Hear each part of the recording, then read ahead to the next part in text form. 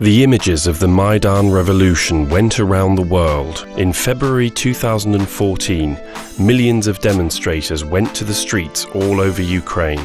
They demanded an approach to the European Union and the resignation of President Viktor Yanukovych. In December 2013, much to the surprise of the international community, he went back on his election campaign promise to sign an association agreement with the EU. After months of demonstrations, state security forces violently beat down protesters and at least 80 people died. As a result, Yanukovych fled to Russia. Our revolution is about fighting dictatorship. It's not an issue of whatever nationalism, because there were Ukrainians, Ukrainian-speaking Ukrainians, Russian-speaking Ukrainians, Russian-speaking Russians.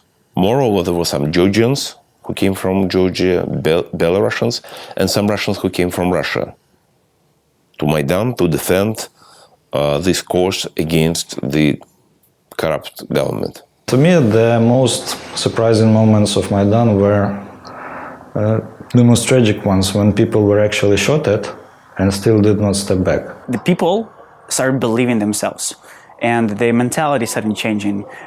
They realized that they're capable of implementing reforms.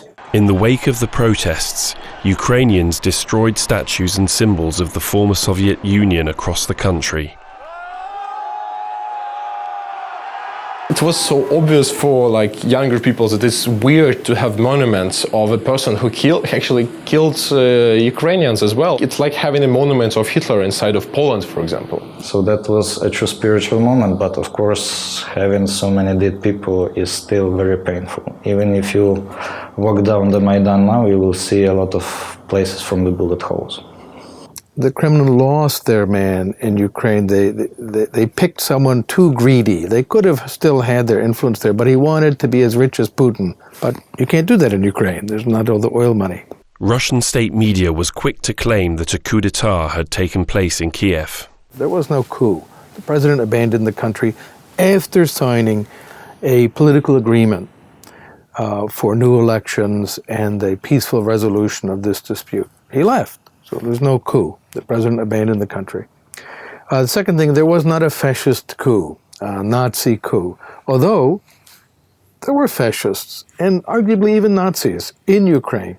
But these are not the people who were involved in forming the new government. Simply nothing to that. But it's very effective to portray this as some kind of fascist government. They do not have a Nazi government in Kiev. But that is what you would think if you listened only to RT and Sputnik and other Kremlin state propaganda. For example, when Yanukovych resigned, there was a huge celebration. But afterward, there was coming a really cold understanding that we have war right now. We wake up in the morning, we play TV, and we send there's Russian helicopters over Crimea. And then in some months, there are the Russians in the Donbass catching our cities. They removed Putin's puppet, Mr. Yanukovych, from power. That's enough. That is why, according to Mr. Putin, those people should be punished. To maintain Russian influence in Ukraine, Russian troops landed on the Ukrainian peninsula of Crimea and began to occupy the island, whilst the Maidan riots were still ongoing. On March the 16th, 2014, the annexation of Crimea by the Russian Federation was confirmed in a questionable referendum. Most international spectators maintained that the 96.77% vote to join Russia was a result of manipulation and intimidation. There are a lot of people in Crimea who really want to be a part of Russia, but it's not 94%, maybe 55%. It's impossible that 97% would have voted to join Russia. This is completely, obviously phony and at the point of a gun. But had there been an authentic referendum, it's not really possible to predict what would have happened. Election is unpredictable. If they are free. If they are free, they are unpredictable. If they are predictable, they are not free. The war also escalated in the eastern Ukrainian territories around Donetsk and Luhansk.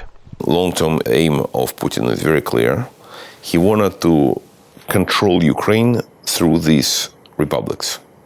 In Donetsk, Borodai, the prime minister, was from Moscow.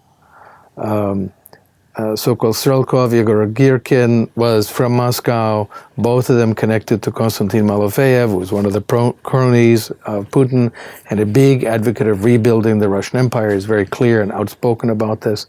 So this was not just an indigenous movement of Russian speakers. This was very much influence from Russia, including all the people, the weapons, the arms. This is a real war, real ongoing war. Like every day, every single day, someone is dying and someone is displaced. And we have a lot of refugees, like 3 million are displaced right now in Ukraine. It is important to know that the operation against Ukraine was under preparation by Putin at least for 10 years prior, or 11 years prior to the actual attack. The Kremlin's plan for the invasion of Ukraine can be tracked back to 2008. For example, Operation Clockwork Orange, a landing operation in which crucial infrastructure of Crimea, airports, seaports, and key points in the road network would be taken by the Russian naval infantry. Another piece of evidence: Russian Army combat medals engraved with the date February the 20th, 2014, one day before the then President Yanukovych actually left Ukraine. It seems to me it is a long process, but at the very end it's absolutely clear. Both Crimea, Sebastopol and Donbass are occupied territories and sooner or later will be returned back to Ukraine. Just no doubt. After the Second World War, there is a very important principle of international law: inalienability of international borders. Borders do not change because of conquest and annexation.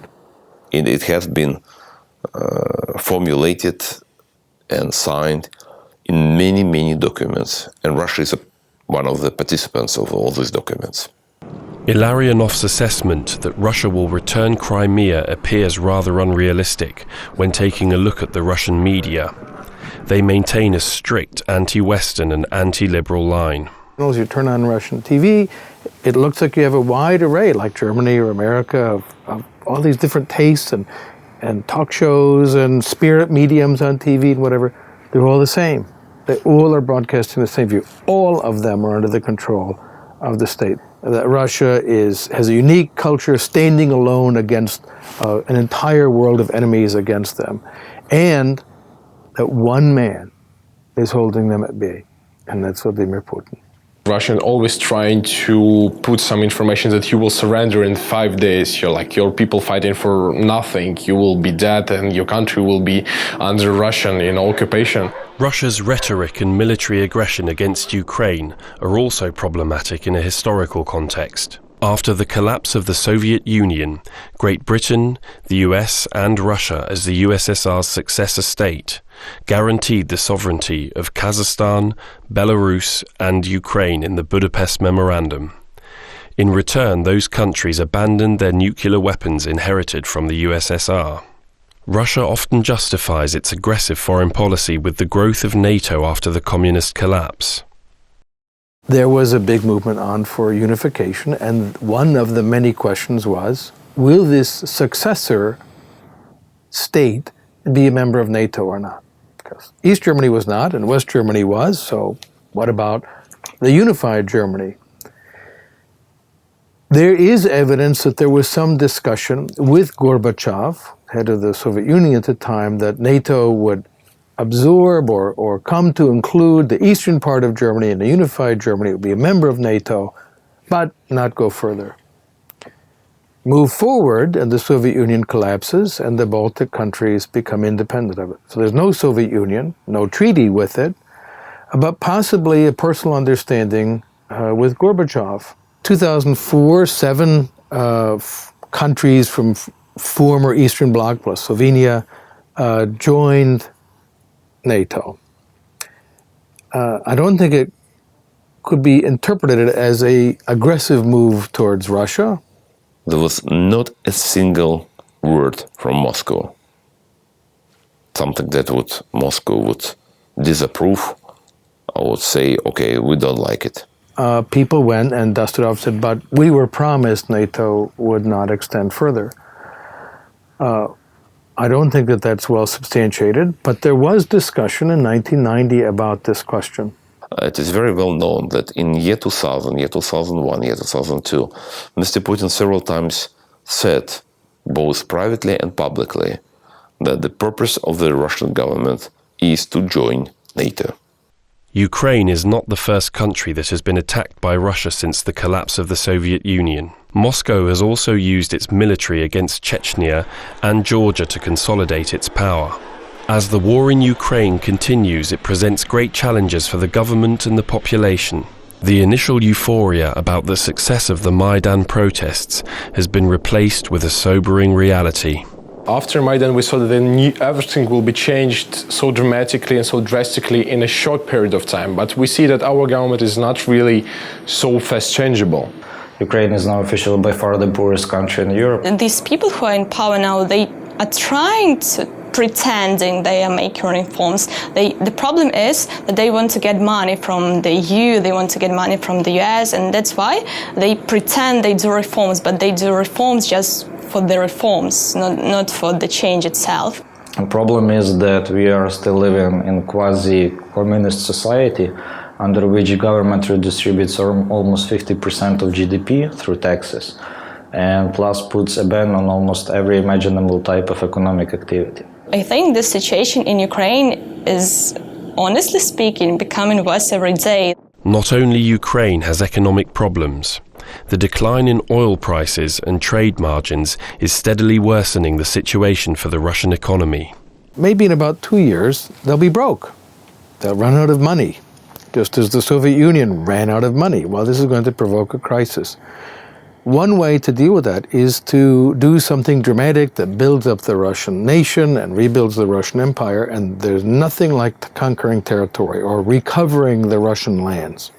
I think number one target today is definitely Belarus. I think the Belarusian government is aware of this. It has been shutting down the Sputnik broadcasting in Minsk and so on. Belarus does not belong to any alliance, and this is very attractive for Putin.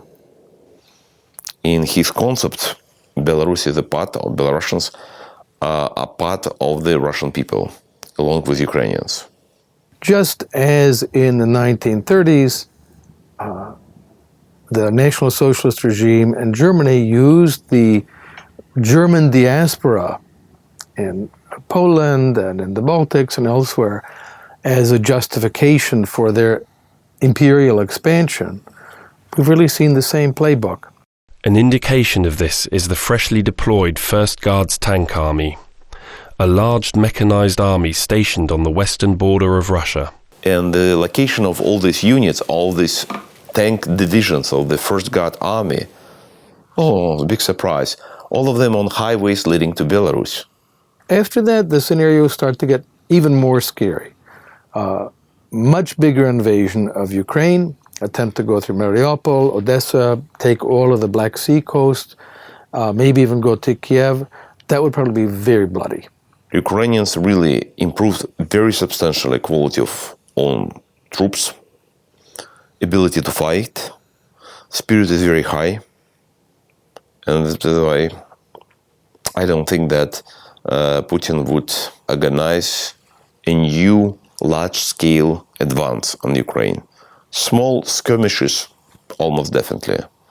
After that, it gets possibly even more bloody and terrible because now we're talking about the Baltic countries. It's quite risky because totally NATO is a sleeping dragon, but still dragon. And now you have this big gambling. You roll the dice. Would NATO respond or not? So that is why it's rather hard to imagine that Putin would risk so much for almost nothing.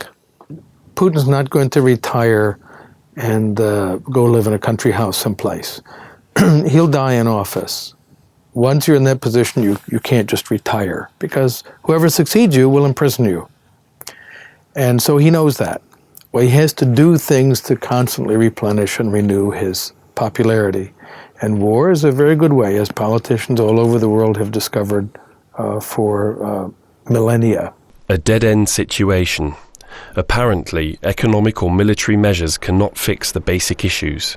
All that remains is hope that things will turn out for the best. We cannot say that the corruption has been completely eliminated within the country, but some spheres, as police, for example, it's way much less than it used to be. It's very hard to change the mindset. I truly believe that it's almost impossible, and only this new generation, which was born in the independent Ukraine, can change Ukraine. I can see lots of youth activists working in this field and fighting for their rights, implementing some reforms in the country. And even they're young, but still they have passion and they have energy, and yeah, it makes me happy.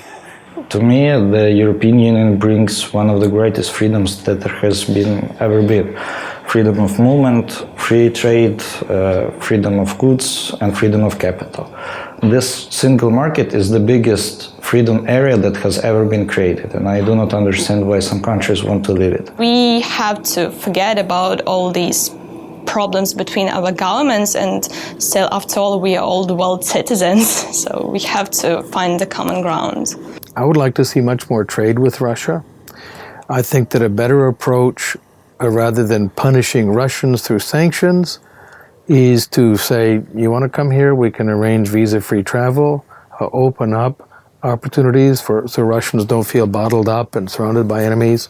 The more freedom you have, the more wealth you have. That is a proven thing. You can always put any sort of liberty index, either economic freedom index or ease of doing business ranking with GDP per capita, and see a very strong correlation. What they have to do is to focus on internal affairs and make Ukraine such a powerful and prosperous state that those people who live in Crimea, in the eastern Ukraine, they would like to be a part of Ukraine.